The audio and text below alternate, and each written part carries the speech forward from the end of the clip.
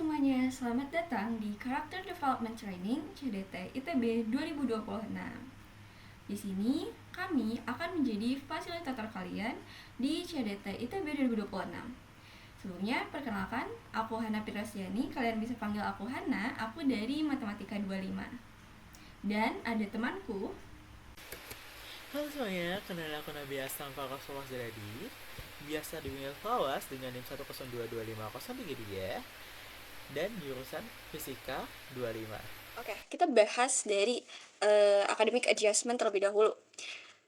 Di academic adjustment, aku mau menceritakan pengalamanku. Jadi pada masa SMA, aku sadar bahwa pada masa SMA itu aku difokuskan untuk mempelajari beberapa disiplin ilmu. Selain itu, dari segi jadwal, itu kita padat. Jadwalnya padat dari pagi sampai sore. Itu ada jadwal belajar tersendiri secara sinkronus dengan guru, dan dia sifatnya repetitif setiap minggunya. Sedangkan pada masa perkuliahan, aku sadar bahwa kita itu difokuskan untuk menspesialisasi satu disiplin ilmu tertentu saja. Meskipun pada masa TPB, oke, kita masih fokus ke beberapa disiplin ilmu, tapi at the end, kita akan dijuruskan ke satu disiplin ilmu tertentu.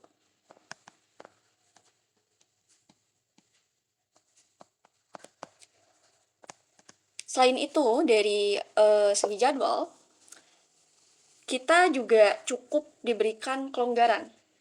Bisa saja dalam satu hari, itu hanya ada 2 mata kuliah yang kita pelajari bersama dosen secara sinkronus. Dan bisa saja antara 2 mata kuliah tersebut itu ada gap waktu yang panjang ketika mau perpindahan dari mata kuliah A ke mata kuliah B. Nah, jadi sekarang pertanyaannya adalah dengan jadwal atau waktu yang longgar, lalu juga dengan fokus ilmu yang cukup berbeda, meskipun ya di perkuliahan kita dikerucutkan secara disiplin ilmu, tetapi konsepnya itu kita diperdalam.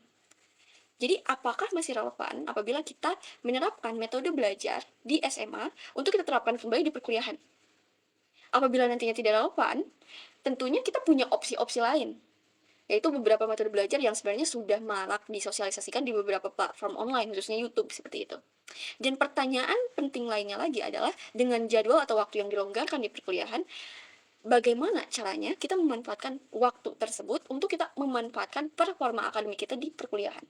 Apakah cukup dengan hanya kita meluangkan waktu belajar itu secara sinkronus dengan dosen di perkuliahan, sedangkan kita diberi waktu yang lebih longgar seperti itu? Nah, itu adalah beberapa hal yang perlu diperhatikan dalam poin academic adjustment ini. Selanjutnya, kita pindah ke social adjustment. Di social adjustment, itu kita bukan hanya membahas relasi antara kita dengan teman setingkat kita, tapi juga itu bisa mencakup relasi kita dengan kakak tingkat, atau mungkin adik kelas kita, keluarga kita, lalu juga dengan dosen kita, bahkan sampai ke organisasi yang nantinya kita mau ikuti. Parameter dari tercapainya nilai social adjustment ini secara teori itu adalah adanya rasa diterima. Ketika kita masuk ke suatu lingkup sosial tertentu, kita merasa diterima dan tidak ada yang namanya keterpaksaan. Yang jadi pertanyaan dalam social adjustment ini itu adalah bagaimana caranya kita menemukan suatu relasi yang nilainya itu selaras dengan nilai-nilai dasar di hidup kita, dengan visi kita, misi kita, tujuan kita, arah yang mau kita capai di perkuliahan ini. Selain itu, apabila terjadi konflik nantinya di suatu relasi, di suatu organisasi yang kita ikuti, bagaimana caranya kita mempertahankan supaya relasi yang kita miliki itu tetap konstruktif, baik itu untuk kita maupun untuk orang lain. Itu terkait social adjustment. Selanjutnya terkait personal emotional adjustment. Menurutku, ini adalah suatu nilai yang fundamental, yang nantinya dapat menopang 2 poin yang aku sebutkan sebelumnya, yaitu kehidupan akademik dan juga kehidupan sosial. Kenapa? Karena regulasi diri, lalu juga keadaan internal, regulasi emosional itu adalah salah satu hal yang apabila dia berantakan, dia bisa berpengaruh sangat signifikan terhadap kehidupan akademik dan juga kehidupan sosial. Oleh karena itu, pertanyaan yang ada pada poin personal emotional adjustment itu adalah bagaimana kita mempertahankan internalisasi diri kita, mencakup emosional kita, kondisi emosional kita supaya dia itu tetap stabil. Sehingga dia tidak berpengaruh secara negatif ke performa akademik maupun kehidupan sosial kita. Selanjutnya, poin terakhir di college adjustment itu adalah institutional adjustment. Institutional adjustment ini dia membahas terkait sense of belonging. Jadi perlu ditekankan bahwa ketika kita masuk ke suatu lingkup tertentu, khususnya dalam konteks ini ada institusi tertentu, sangat penting untuk kita memiliki rasa bahwa kita sudah menjadi bagian dari institusi ini. Jadi kita harus men-shift mindset yang awalnya kita adalah mahasiswa atau mahasiswa yang diterima di institusi menjadi kita sudah menjadi bagian dari institusi ini. Kenapa harus berpenting? Karena hal tersebut itu berpengaruh kepada motivasi diri kita untuk tetap menjadi bagian dari institusi ini. Selain itu, di institutional adjustment ini juga di-highlight bahwa perlu adanya adaptivitas dalam hal keselarasan penerimaan nilai-nilai, norma-norma, dan juga budaya-budaya di institusi yang kita tempati. Ketika kita SMA, kita udah punya nih norma-norma, aturan-aturan yang perlu kita ikuti, seperti itu. Contohnya adalah ketika kita berpakaian di hari Senin, Selasa itu kita pakai putih abu. Untukku dulu seperti itu. Di Rabu, Kamis aku diharuskan untuk memakai batik. Di Jumatnya pakai pramuka. Sedangkan di perkuliahan berbeda. Di sini kita dibebaskan tetapi tetap ada norma-norma lainnya yang perlu kita ikuti. Nah, sense of belonging ini penting. Kenapa? Karena hal ini tuh bisa mencegah kita dari situasi di mana kita merasa aduh susah nih, burn out nih, aduh gimana ya, apa aku harus UTBK lagi aja ya, apa aku harus pindah ya. Nah, ini yang di highlight di poin institutional adjustment ini. Bagaimana kita menerima diri kita bahwa kita sudah menjadi bagian dari institusi yang sedang kita tempati. Selanjutnya, setelah kita tahu nih signifikansi dan juga ranah-ranah yang perlu kita lakukan adaptasi di perkuliahan, pertanyaannya adalah bagaimana kita mulai untuk mengimplementasikannya. Ketika kita ingin memulai, tentunya kita perlu ada suatu gambaran sebenarnya apa sih yang ingin kita capai di perkuliahan ini, arah apa sih yang ingin kita tuju di perkuliahan ini. Untuk membangun suatu tujuan atau arah tersebut, ada suatu tools bernama SMART Goals. Nah, tadi kan udah bahas college adjacent sama Kak Hana. Pasti kalian tahu kalau masa awal perkuliahan ini penuh dengan benturan dan perubahan baru. Adaptasi yang kita lakukan ibarat mekanisme meredam tekanan supaya kita bisa tetap survive. Tapi bertahan saja nggak cukup. Kita harus tetap bergerak maju. Layaknya sebuah besaran vektor, pergerakan kita tidak hanya butuh gaya usaha, tapi juga butuh arah yang jelas. Di tengah ketidakpastian dunia kampus, menuju arah itu adalah sebuah tujuan. Memiliki tujuan yang jelas akan memberikan kita makna dan ketahanan ekstra. Agar tujuan itu tidak sekadar angan-angan, kita bisa menggunakan cara kerja yang namanya SMART Goals. Nah, sebelumnya aku mau ngasih tahu dulu apa itu SMART Goals. SMART Goals itu sendiri adalah kriteria yang harus dipenuhi untuk suatu tujuan, yang dimana kriterianya itu sendiri terdiri dari singkatan SMART itu sendiri, yang dimana S itu stands for specific, yang artinya jelas apa yang ingin dicapai. Yang kedua, measurable, yang artinya harus ada indikator apakah tujuan itu tercapai atau tidak. Yang artinya harus ada suatu indikator jelas. Yang ketiga, achievable, yang artinya harus realistis atau jika dievaluasi kondisi saat ini, apakah target tersebut bisa tercapai dengan realistis dan dikerjakan dengan kapasitas di situasi kita saat itu. Lalu R atau relevant, yang artinya harus sejalan dengan tujuan besar kalian, dan target itu harus selaras dan mendukung tujuan jangka panjang. Terus ada T yang terakhir adalah time bound, yang artinya tujuan itu harus memiliki batas waktu atau tenggat. Nah, coba aku kasih contoh. Semester ini saya ingin ikut lomba supaya nambah pengalaman. Mungkin terdengar bagus ya, tapi kalau teman-teman perhatiin, banyak prioritas SMART Goals yang tidak diikuti di tujuan ini. Coba aku parafrase.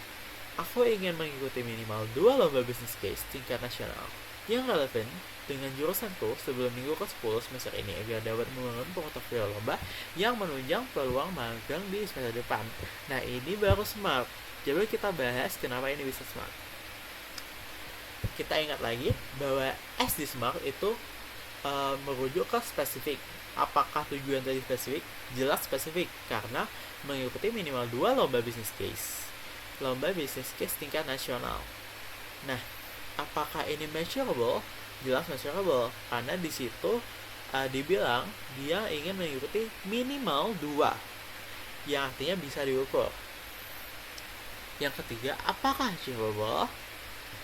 Bisa jadi achievable dengan kondisi dia sendiri.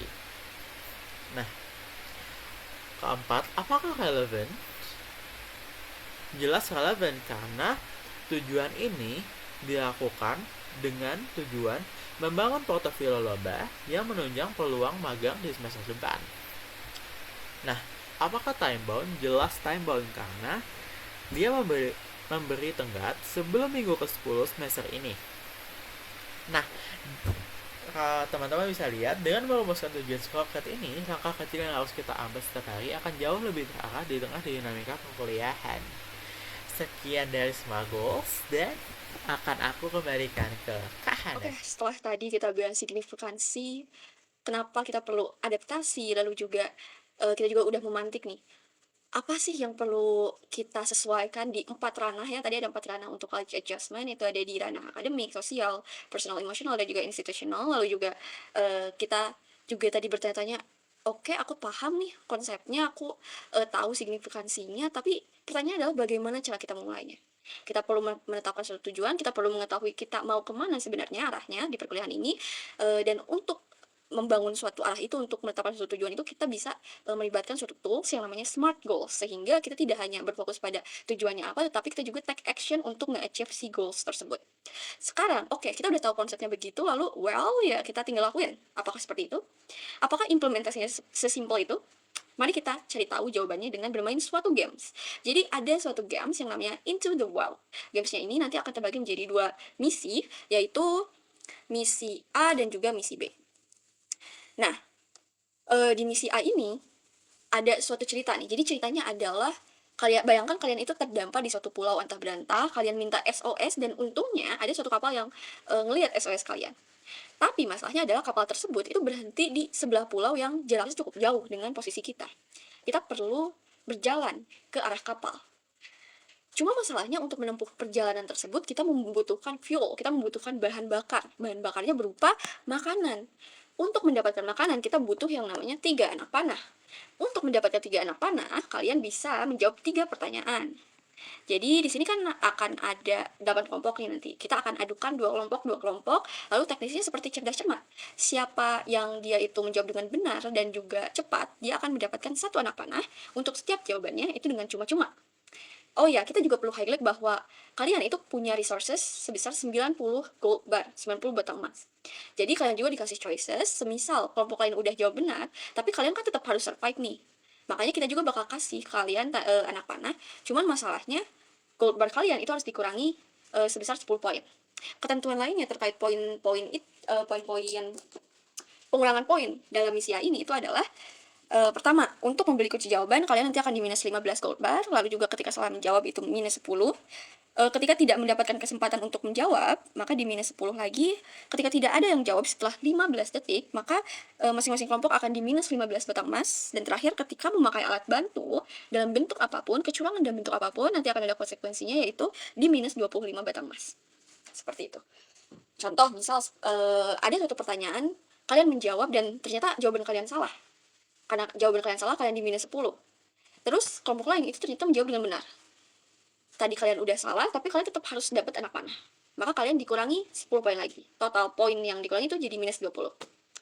Pertanyaannya adalah, memangnya kenapa kita harus mempertahankan si gold bar ini? Kenapa kita harus mengatur strategi supaya kita bisa mempertahankan si gold bar ini?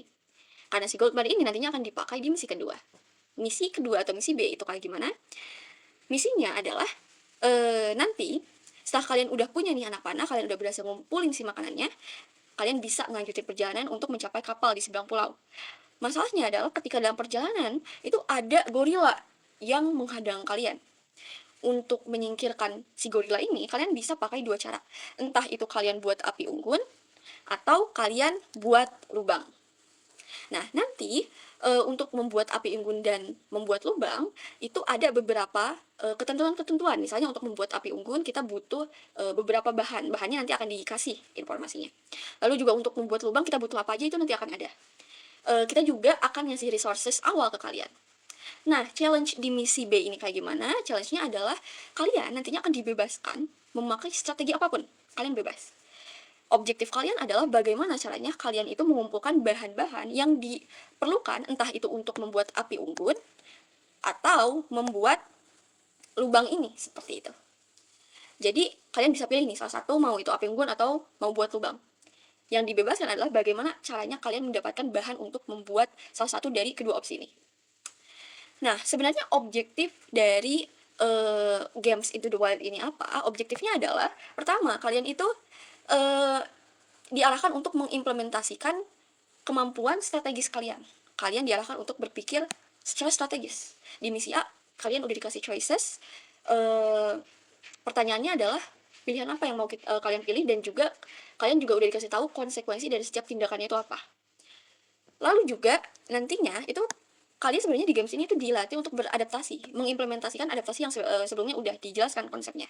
Seperti itu. Nanti akan ada suatu surprise dalam misi B khususnya. Dan nanti kalian akan dipaksa untuk, dengan resources yang ada, dengan tantangan yang ada, dengan surprise yang ada, bagaimana caranya kalian beradaptasi dan tetap dapat mencapai objektif kalian. Nah, di sana ada proses adaptasi. Kalian juga dituntut untuk proaktif dengan cara ada suatu kegiatan negosiasi. Seperti itu. Itu adalah Games Into the Wild, yang memang objektifnya adalah untuk memberikan gambaran kepada kalian terkait implementasi college adjustment. Halo semuanya, kembali lagi sama aku. Nah, dari bedah kasus itu dual sama Kak Hana tadi, kita bisa melihat dengan jelas bahwa rencana sebaik apapun bisa berantakan kalau ada faktor di luar kendali yang muncul. Di kehidupan nyata, apalagi di masa TPW nanti, kalian akan sering menemui banyak masalah di kehidupan itu. Entah itu pos dadakan, tugas yang menumpuk, atau dinamika kelompok yang bikin pusing. Tantangan akademik maupun dinamika sosial di kampus pasti akan selalu datang silih berganti. Nah, saat situasi-situasi menekan itu datang bertubi-tubi dan emosi kita pasti bereaksi. Sangat wajar kalau nanti ada masanya kalian merasa burn out, kesal, lelah, atau bahkan menyerah. Oleh karena itu, senjata terakhir dan yang paling penting untuk kalian miliki adalah kemampuan untuk merefleksikan dan mengolah diri. Mengolah diri bukan berarti kalian menekan atau menyembunyikan emosi, melainkan menyadari sepenuhnya apa yang sedang kalian rasakan dan tahu bagaimana cara untuk meredakan itu. Ketika kalian merasa overwhelmed atau kewalahan, biasakanlah untuk mengambil jeda. Tekan tombol pause sejenak di kepala kalian, ambil napas, kenali emosi negatif itu, dan temukan cara yang paling sehat untuk meredakannya. Bisa lewat istirahat, hobi, atau bercerita ke teman yang dipercaya. Jangan sampai emosi itu meledak, jadi tindakannya merugikan diri sendiri. Nah, sebagai penutup dari video ini, perjalanan adaptasi kalian di dunia kampus baru saja dimulai. Tapi tenang saja, hari ini kalian sudah dibekali dengan banyak fondasi yang sangat penting. Kalian sudah tahu cara menentukan arah yang jelas lewat smart goals, kalian paham pentingnya bersikap tangguh dan proaktif dari kasus itu wow, dan terakhir, kalian mengerti pentingnya mengolah emosi melalui refleksi diri. Harapannya, fondasi-fondasi ini tidak hanya kalian ingat, tapi benar-benar kalian terapkan. Jadi kalian bisa beradaptasi dan mengolah diri dengan baik. Aku yakin kalau proses kalian di kampus ini akan jauh lebih optimal dengan fondasi-fondasi ini. Terima kasih banyak atas perhatian dan antusiasme teman-teman semua hari ini. Tetap semangat, jaga kesehatan, dan sampai jumpa. Baik, semuanya itu tadi 4 poin yang nantinya akan kita bahas lebih dalam lagi di sesi Character Development Training CDT ITB 2026. Buat semuanya, terima kasih atas perhatiannya. Sampai jumpa di sesi Character Development Training CDT ITB 2026.